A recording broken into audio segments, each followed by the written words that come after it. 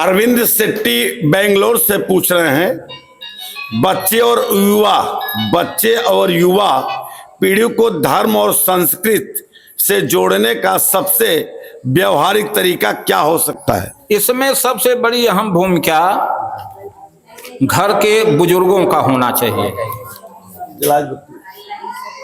स्कूली शिक्षा से यह आमूल चूल जो है सिद्ध नहीं हो पाता है, क्योंकि स्कूली शिक्षा में किताबें हुआ करती हैं, कुछ चैप्टर हुआ करते हैं, अध्याय हुआ करते हैं, उनकी परीक्षा दी जाती है, इसलिए अध्यापक लोग उसको पढ़ाते हैं। रही चीज जो युवा हैं, बालक हैं, इनको हम कर्तव्य के प्रति इनको ढालें, उसके लिए जरूरी है कि उन्हें व्यवहारिक ज्ञान घर से दिया जाए। घर के जो बड़े बुजुर्ग हों, जो अनुभवी हों, उनके द्वारा व्यवहारिक ज्ञान दिया जाए, तभी आमूल चूल परिवर्तन हो सकता है। तभी स्कूली शिक्षा और घर का व्यवहारिक ज्ञान, धार्मिक ज्ञान, सेवा भाव, जब अतिथि सेवा भाव, जब ये सारे दोनों मिलकर के जब उस बच्चे को और युवा को तालीम दिया जाए अच्छे ढंग से, तभी आगे चल करके कुंदन बन जाता है वो आदमी और परिपुष्ट हो जाता है।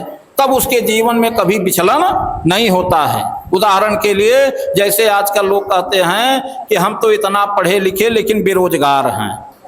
बेरोजगार क्यों हो? उसका मूल कारण है, जरूरी नहीं है कि सब प्राणी को सरकारी नौकरी मिल जाए। अरे आप पढ़े लिखे हो, हमारी शिक्षा केवल नौकरी के लिए थोड़ी ना है। हमारे शिक्षा का उद्देश्य है सार्वभौम कार्य करना।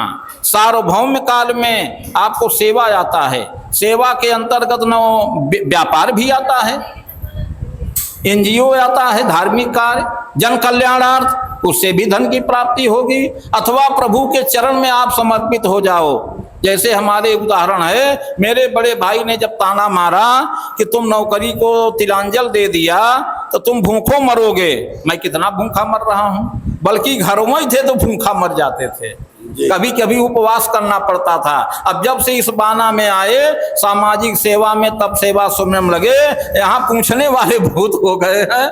अब मैं मुझसे खाया पिया नहीं जा रहा है। तो ये सब गलत बातें हैं कि नौकरी करना ही मुख्य जीवन का उद्देश्य है। जरूरी साधन धाम मोक्ष कर द्वारा, गोस्वामी जी कहते हैं, धन साधन है लेकिन साध्य नहीं है। साध्य क्या है? परमेश्वर है, जहां से हम अवतार लिए हैं, हमारे शरीर में जिनका अंश है। और एक बात और सुन लीजिए, 5 तत्व से शरीर बना है ना? माने पृथ्वी तत्व, आकाश तत्व, जल तत्व, वायु तत्व, अग्नि तत्व। इन 5 तत्व से शरीर का पुतला बना। जब ये पुतला बन के तैयार हुआ तो सांख्य शास्त्र में वर्णन आया कि ये हिला डुला नहीं, ये निष्क्रिय बना रहा।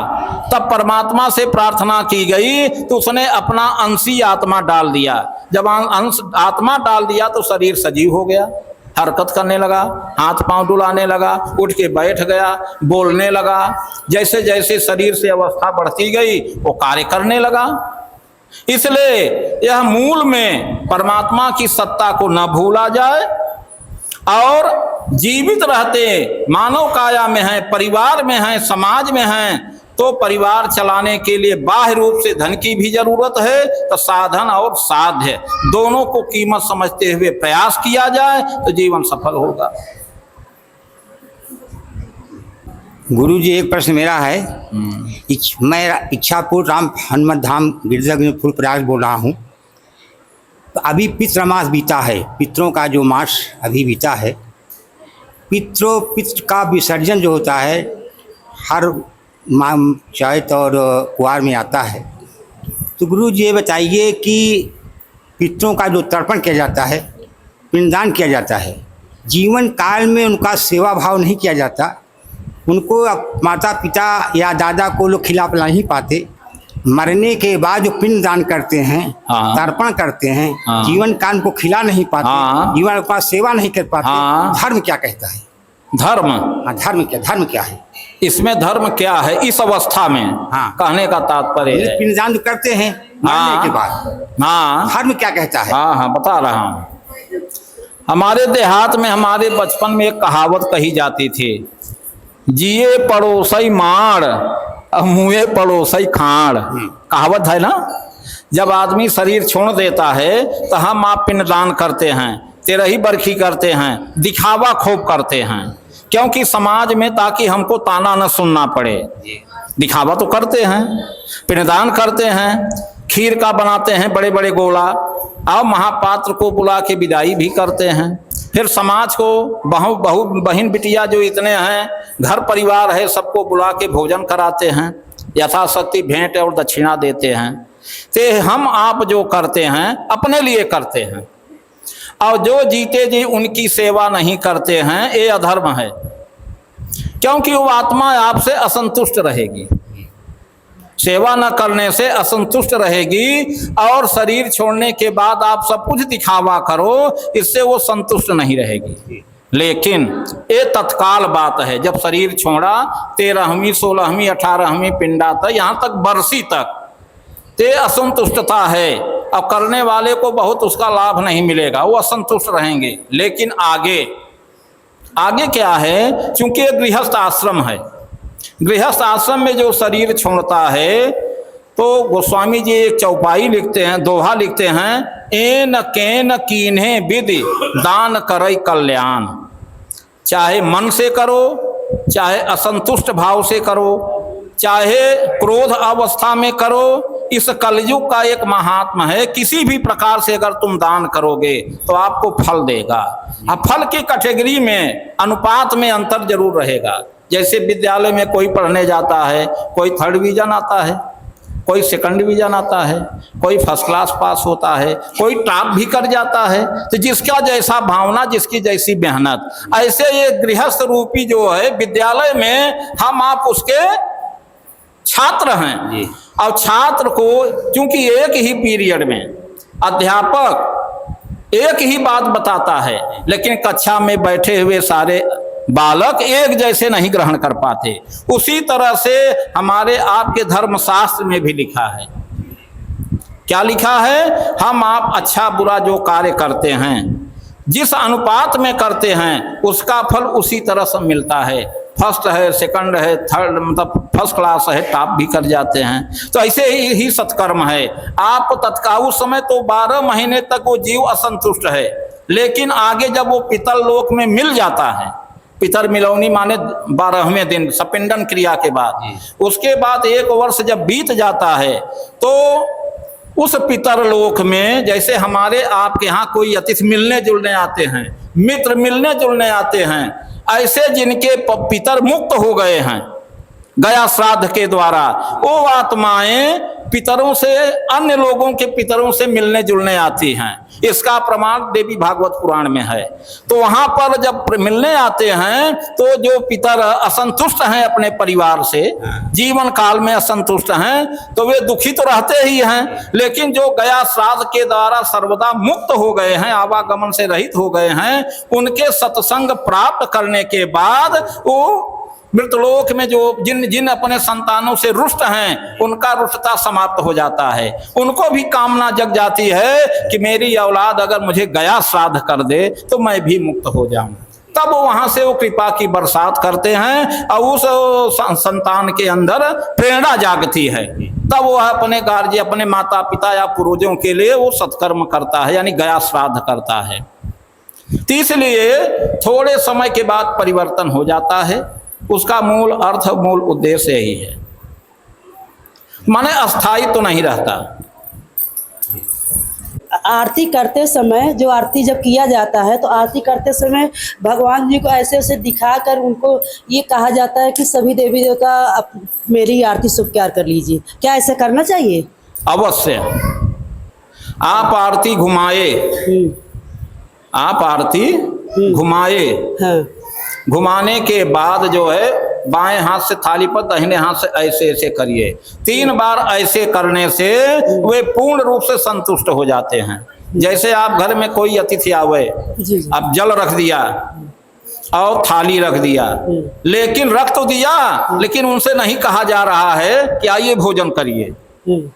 तो जब आप नहीं कहोगे और रख दिया तो उसको लगेगा कि इस घर में संस्कार अच्छा नहीं है।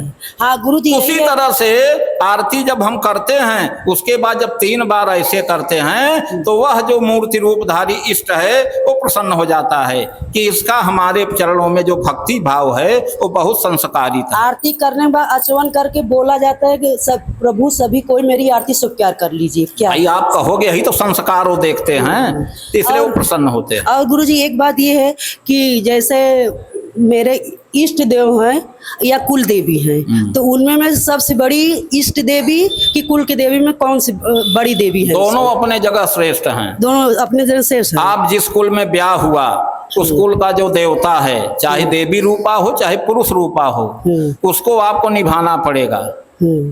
क्यों कि आपके शरीर छोड़ते समय या आपके जीवन काल में खुशहाली के लिए कुल देवता ही सहयोग करते हैं। और जो अपना मायके से आप बचपन से जिसकी पूजा करते आए हैं वो आपका इष्ट हुआ, इसलिए आप पहले कुल देवता संबंधित कार्य करके फिर अपने इष्ट देव के लिए पूजा करिए। इसलिए दोनों अपने जगह सही है, कोई छोटा बड़ा नहीं है। वैसे हम यहाँ पूजा करते थे तो अपना इष्ट देव मानते थे, वहाँ पूजा कुल देवी की पूजा होती है तो वहाँ कुल देवी की मानने लगे। कुल देवी या यहाँ जो पूजा, यहाँ किनकी पूजा करती थी? बजरंगबली की। और वहाँ कुल देवी की। वहाँ तो आप दोनों को करिए। समय कम है कम करिए, 2-2 मिनट दीजिए, समय ज्यादा है ज्यादा नहीं। हम तो करते हैं तो सबकी अर्जी लगा देते हैं। हाँ, सबकी अर्जी लगा देते हैं। अच्छी बात है। इष्ट देवी, इष्ट देवता, कुल की देवी, कुल के देवता, कुल देवता और सबके मैं कहते अर्जी लगा के तब अब देखो एक अंतर है। इष्ट जो अपना है हमें मुक्ति प्रदान करने में सहयोग करता है। जी जी। कुल देवता है हमारे गृहस्थ जीवन में खुशहाली लाता है। हमारे शरीर छोड़ने के बाद मुक्ति प्रदान में उसका सहयोग नहीं है।